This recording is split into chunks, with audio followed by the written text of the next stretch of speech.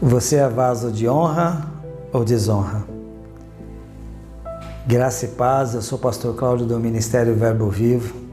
Na carta de Paulo a Timóteo, ele aconselha os irmãos da igreja de Éfeso a importância de uma vida aprovada diante de Deus e a livrar-se das controvérsias e discussões religiosas que não servem para nada, sabendo que entre eles muitos esfriaram-se na fé e estavam influenciando a outros. No livro de 2 Timóteo, capítulo 2, verso 20, diz assim: Ora, numa grande casa não há somente vasos de ouro e de prata, mas também de pau e de barro, uns para honra, outros, porém, para desonra. No texto relata uma grande casa que aponta para a igreja e nela sabemos que há muitos irmãos, alguns chegando e recebendo o Evangelho pela primeira vez, com o coração aberto, queimando e cheio do Espírito, e outros acostumados a frequentar o templo, gostam do ambiente, da doutrina, mas se esfriaram na fé, deixando a religiosidade entrar em seus corações. Em várias passagens a Bíblia refere-se ao homem como pó, barro e vaso. Na criação do homem, no livro de Gênesis, capítulo 2, verso 7, Deus modelou o ser humano do pó da terra, feito argila, e soprou em suas narinas o fôlego de vida. Paulo nos lembra esse registro em 1 Coríntios 15, 47. O primeiro homem era do pó da terra, o segundo homem dos céus. Todos nós sabemos da fragilidade de um vaso de barro e da fraqueza do ser humano. E mesmo assim o Senhor escolheu o homem para que levasse esse tesouro tão precioso que é o seu Espírito, sua palavra e o seu poder. Temos, porém, esse tesouro em vasos de barro para que a excelência do poder seja de Deus e não de nós, segundo Coríntios 4, 7. Tudo o que fazemos de bom vem de Deus. Se fosse apenas pela natureza humana, não iríamos a lugar nenhum. Quero fazer uma pergunta a você. Se tirar Deus da sua vida, o que sobraria? Talvez a resposta seja nada ou quase nada.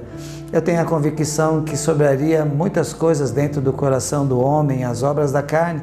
Talvez imoralidade sexual, impureza, libertinagem, idolatria, ciúmes, ira, inveja, ódio, discórdia e tantas outras coisas ruins. De sorte que, se alguém se purificar dessas coisas, será vaso para a honra, santificado, idôneo para uso do Senhor e preparado para boa obra, segundo Timóteo 2,21. O que temos feito com esse tesouro? Esse tesouro foi colocado na mão do homem para ser usado e produzir crescimento no reino, ou seja, dar frutos através da ação de Deus e não da nossa. Muitas vezes não damos a importância e nem valorizamos o que Deus já fez em nossa vida. Ele nos tirou de um lamaçal de pecado, de injustiça, e nos libertou da escravidão e ainda nos chamou para participarmos da sua obra. No vaso de honra deve aparecer primeiramente os frutos do Espírito, que é amor, alegria, paz, longanimidade, benignidade, fidelidade, bondade, mansidão e domínio próprio. Estabelecer um padrão de aliança com Deus e com o cônjuge, valorizar a família, ser grato pelo trabalho e ter a alegria de participar do corpo de Cristo. Isso é ser vaso de honra. E o que vemos hoje em dia é que muitos conhecem sua palavra, mas seu testemunho junto à família é pior que um ímpio. Casamento arruinado pelo egoísmo, coração duro e falta de perdão. No trabalho não se submete às autoridades, no ministério estão sempre confrontando pessoas e quebrando o relacionamento. O que pode acontecer ali na frente? Casamento destruído, família quebrada, apatia profissional e falta de interesse espiritual. Chegam ao ponto que quebram a aliança com Deus e com o cônjuge, abandonam a fé, se afastam da igreja, colocam a culpa em alguém e passam a praticar as obras da carne. Agindo assim, é vaso de desonra.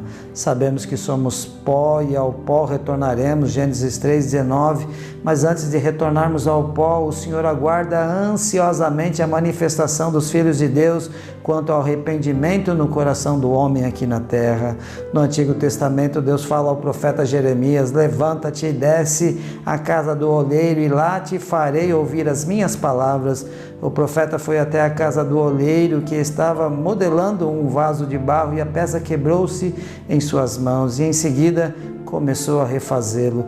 Jeremias estava observando o trabalho do oleiro na roda quando veio novamente a palavra de Deus.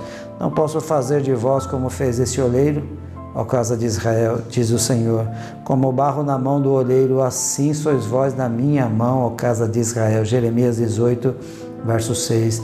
Talvez você se sinta como um vaso de desonra, uma peça quebrada, seco espiritualmente, distante da casa do Senhor pela desobediência, pecado, rebeldia diante de Deus e diante das pessoas que colocou ao seu lado. E hoje não tem forças para retomar o seu ministério, tem vergonha, está com medo da rejeição. Ele quer fazer de você um vaso de honra novamente, voltar ao primeiro amor, restaurando a sua santidade, consagração e fé. Que você seja um vaso útil e que o Espírito Santo, nosso Consolador, possa queimar novamente o teu coração. Você foi feito para carregar esse tesouro que é o Espírito, a palavra e o poder.